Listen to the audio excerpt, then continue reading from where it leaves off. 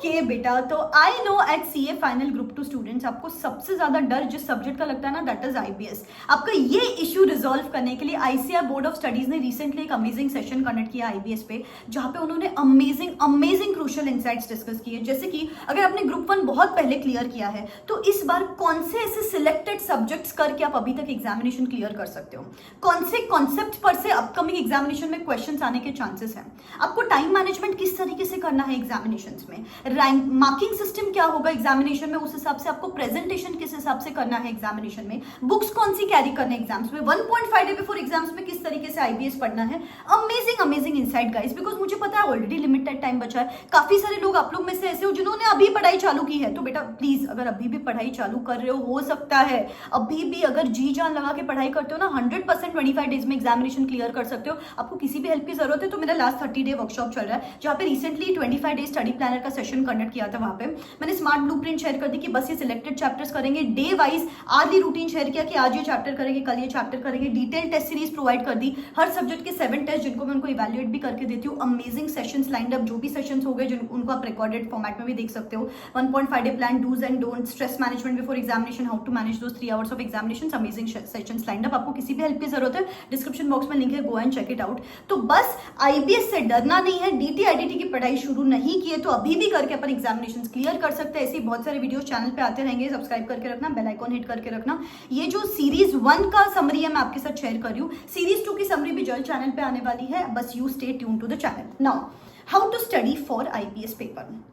Number 1 thing they said, आपको basic, अगर कोई फिल्टर बोलेंगे तो आपको बेसिक कॉन्सेप्चुअल नॉलेज होना चाहिए हर सब्जेक्ट का, तब कहा जाके आप केस स्टडीज एग्जामिनेशन में अटेम्प्ट कर सकते हो। नेक्स्टली दे सेड, जो एमसीक्यूज है टाइम मैनेजमेंट एग्जामिनेशन में प्रॉपर्ली करने के लिए एमसीक्यूज को 90 मिनट्स में you have to wrap up. This precisely said this, it shouldn't move beyond 90 minutes. 90 minutes में you have to wrap up MCQs. Now सबसे बड़ा क्वेश्चन जो रहता है बच्चों को जनरली कि मैम मैंने ना ग्रुप 1 बहुत पहले क्लियर किया था तो अभी क्या करूं लिमिटेड टाइम में, बिकॉज बहुत कम टाइम बचा है मेरे पास। दे सेड डीटी आईडीटी में से 35 to 40 मार्क्स का आता है, वो तो आप ऑलरेडी पढ़ रहे हो। बचा हुआ जो 2 सेट ए और सेट बी, एससीएमपी और लॉ, इसमें से भी 35 to 40 मार्क्स का आता है। तो दे सेड सेट ए करो, सेट बी करो एंड ग्रुप 1 में से कोई भी एक सब्जेक्ट करो। मैं तो बोलूंगी एफआर या एएफएम, इन दोनों में से कोई भी एक सब्जेक्ट करोगे तो हो जाएगा बेटा। लेकिन मैम हम तीनों सब्जेक्ट पूरे तो नहीं कर सकते हो, ऑफकोर्स नहीं कर सकते हो। तो दे प्रिसाइजली मेंशन कौन से एरियाज पे ज्यादा फोकस करो। जैसे कि अभी एससीएमपी में स्ट्रेटेजिक मॉडल्स पर से ज्यादा क्वेश्चन आते हैं, जैसे कि porters 5 forces model, supply chain, business model canvas, value chain, generally strategic models पर से आपको वो सवाल पूछते हैं। रही बात लॉ की, तो लॉ में फेमा, सेबी, एलओडीआर पे स्पेसिफिक फोकस करने बोला, बहुत बार उन्होंने बोला फेमा और सेबी, एलओडीआर।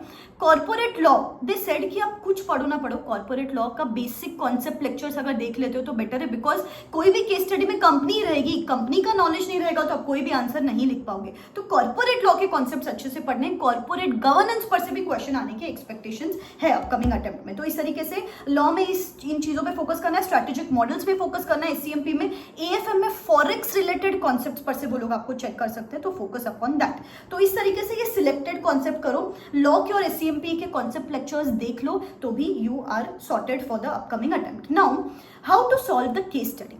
उन्होंने क्या बोला, सबसे पहले रिक्वायरमेंट देख लो, क्वेश्चन का रिक्वायरमेंट क्या है, फिर उसके बाद केस स्टडी पढ़ते पढ़ते साइड में एक स्केच ड्रॉ करो कि चलो this is the line of action, या जो भी हुआ केस स्टडी में स्केच ड्रॉ करोगे तो दिमाग में एक माइंड मैप हो जाएगा।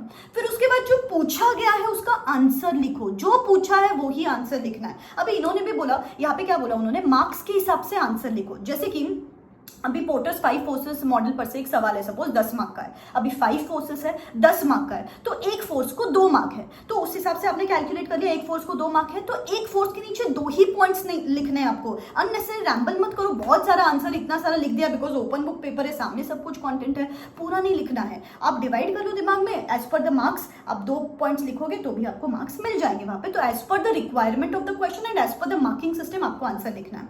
उसके बाद they said the most important thing is conclusion, काफी बार बच्चे कंक्लूजन मिस आउट कर देते हैं एंड देन उसको एग्जामिनेशन में मार्क्स नहीं मिलते।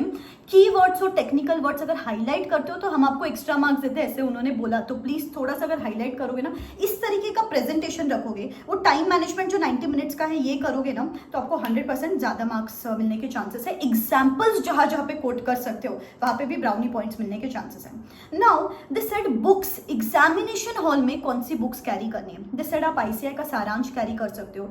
सारांश अगर आपके पास नहीं है तो मैं मेरे टेलीग्राम हैंडल पे डाल दूंगी, डिस्क्रिप्शन बॉक्स में टेलीग्राम हैंडल का लिंक दे देती हूँ, तो सारांश रेफर कर सकते हो। अगर आपके पास कोई समरी चार्ट है वो रेफर कर सकते हो। जिस बुक से पढ़ाई करते हो वो ही बुक एग्जामिनेशन में कैरी करो, नहीं तो रैंडमली उन्होंने बोला कि सब बुक्स कैरी कर सकते हो तो आप पूरा सूटकेसेस लेके जाना इज नॉट मैंडेटरी। जिस बुक से आपने पढ़ा है वो बुक कैरी करो एंड इंडेक्स बेटा खुद ड्रॉ करो। ऐसा इंडेक्स लोगों का कॉपी करके नहीं कर सकते हो, आपको पता होना चाहिए आपका index. Index is something which is very personal, आपको पता होना चाहिए, तो इंडेक्स खुद ड्रॉ करके इंडेक्स के हिसाब से आप एग्जामिनेशन में कैरी करो। केस स्टडी डाइजेस्ट रेफर करो अभी पढ़ाई करते time. And they said RTP MTP में हमने डिफिकल्ट केस स्टडीज दी है इस बार, तो आप वो केस स्टडी सॉल्व करो so that you get prepared for the upcoming examination. अभी ये हिंट था कि पेपर डिफिकल्ट आने वाला है, या उन्होंने इनडायरेक्टली ये भी बोला कि हमने आपको लेवल अप करने के लिए ये केस स्टडीज दी है, सो प्लीज आरटीपी और एमटीपी के केस स्टडीज इग्नोर मत करना, स्पेसिफिक बोला है उन्होंने यहाँ पे।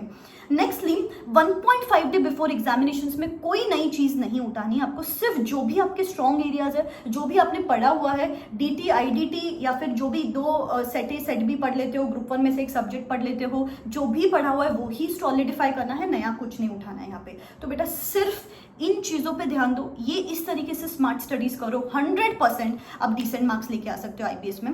जो सीरीज 2 रहेगा उसमें भी कोई इंसाइट्स मुझे दिखते हैं तो उनकी भी समरी में चैनल पे डालती रहूंगी, बस आप पढ़ते रहो। Crucial 25 days left for the examinations, this is the time to give in your 100%। ठीक है, wish you all the very best, bye bye, take care.